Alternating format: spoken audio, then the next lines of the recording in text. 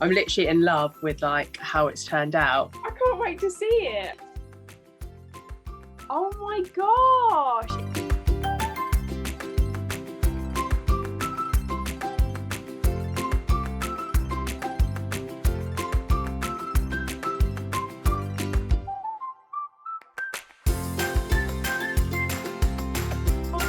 It's so cute. In the middle of the Yeah, I put beads in the middle.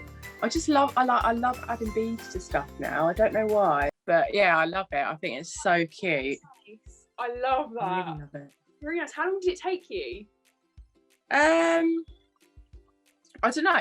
I think my video is like 6 minutes long. Obviously, it didn't take me 6 minutes.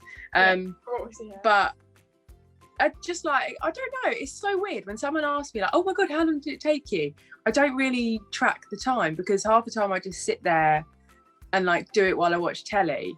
Yeah. So I sort of didn't really, I never really track the time. It's like, I don't know, like a couple of episodes of Modern Family, I suppose. Like that's like how I gauge it because I don't really know.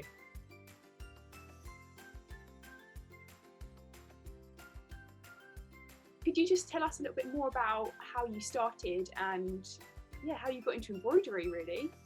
Yeah, I mean, I've always been like a little bit crafty and all of that. And I'm really close to my grandma, who is basically where I get all of that crazy craftiness from. And she just kind of taught me, I think she taught me how to cross stitch first. Because that's like, that's quite simple to do.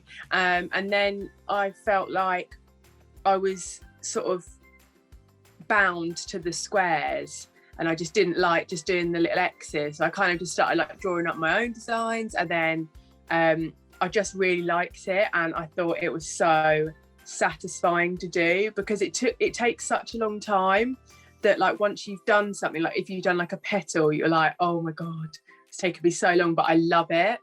I think it's just like really rewarding.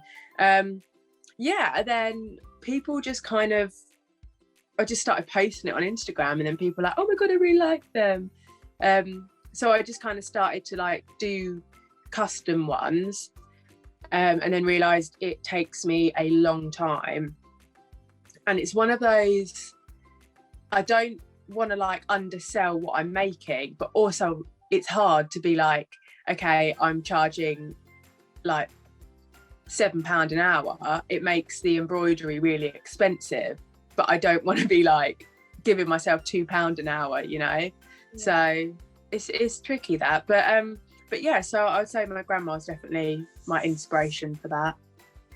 Oh, that's so nice. I still create like custom actual like pre-made embroideries, but like I said, they just take so much time and it's quite expensive for whoever's like buying it really. And I just thought, you know what, it'd be actually really nice to like, why can't you create that at home? Like, and then it doesn't cost you so much. So yeah, that's kind of how the kits got started. I just made a couple up. And then they just went pretty crazy, which has been good. That's so good. You have a Etsy store, don't you, with all of your kits? Yeah. So is there like one type of kit that you'd say that is for a beginner? Well, I say most of my kits a beginner could do. I tend to keep them quite simple. That's kind of why I've started incorporating beads and stuff, because then it kind of eliminates that whole other like learning curve.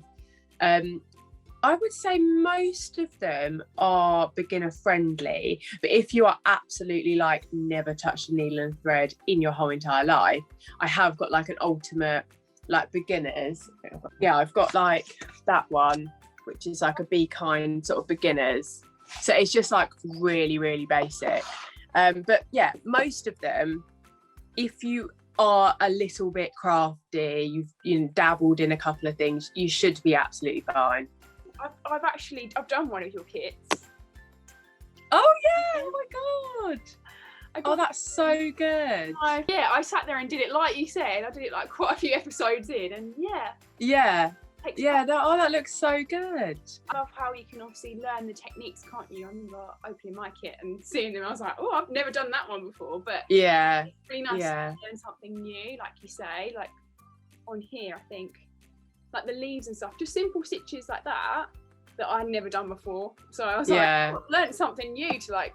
Yeah, exactly. So, is there a project that you'd say that you've done that's really unusual, or like a large sort of project that you've done? I was thinking about this because I kind of, when I first started, I was sort of wanting to embroider absolutely everything. So I did embroider like a pair of trousers, but it was kind of like the outline of like florals. What else have I done? Embroidered on a bit of denim. But nothing sort of like crazy. Kind of, it's easier, I would say, to stitch on cotton. Other fabrics can sometimes get really difficult. So I'd love to be able to stitch on like clothing and things, but you kind of get the issue of a lot of clothing is stretchy. And then like you'd be like sewing on it and then you'd let it out of the hoop and it would just go like and then you're like, oh no, I just spent so long doing that.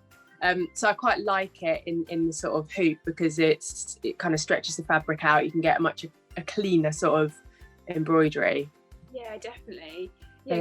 Your kits obviously will come with the hoop as well, don't they? So then they can also stay in the hoop, which is quite nice. People just like keep it in the hoop and just have it hanging up like a picture, really. I mean, you could stitch on a cushion and all of that, I suppose, but I just like them as pieces of art, on the wall. Is there a certain stitch that is your favourite? I quite like them all because they're quite versatile. I really like a back stitch. That is just so quick and easy to do. I love how a satin stitch turns out. So like a really like this sort of like a satin stitch. Wow, that looks good. Yeah, so I absolutely love that just because it's so clean, looks really nice, great for filling spaces. Have you got any plans for 2021 or any like new products that you're thinking of adding to your shop? Yeah, I mean, I started adding sort of these kind of like needle minders. I love them. Which I absolutely love. And obviously your needle just attaches right to it. And then obviously, I've also got like a little rabbit that I'm going to bring out. So cute. I know, he is absolutely adorable. I've got a couple of new kits that I want to make. This one is going to be a sort of a new one. It's like a cactus one, which I'm really excited about. It's slightly different to what I have been doing. And my absolute favourite, I'm literally so excited about this. This is going to be my Easter one. Oh, wow. That is really nice. Yeah, I'm so excited for this. But the only issue with this is like, you probably have to have embroidered before. I'm always like really wary about, because I stitched this bunny like years ago and I was like, people aren't going to be able to do that. They're not going to be able to say, oh, I want to buy this kit and I've never embroidered before. And I'm always wary about bringing something out like that because I want it to be like beginner friendly. But I mean, a beginner could do it. It would just take a little bit of time and you'd have to really learn the stitches. So yeah, this one's going to be kind of, you've embroidered before to kind of do this one. But when will that be coming out? It will probably be like before Easter, I would say. So I would say beginning of March time. I usually like work loads on my kits during like half terms. Yeah. So obviously as a teacher, I don't get much time to do it in the term times. So half term is like when I kind of smash out a load of designs and get stitching and start getting it all together. So it should be around kind of like March time for the bunny stuff to come out, which I'm excited about. I'm excited for Easter crafting. That's like my favourite time. Yeah. It's starting to get spring. I'm like, oh, I love it. I absolutely love that as well. Do you have any advice for other small businesses for this year and like with everything going on? Just think kind of like stay true to what you really like.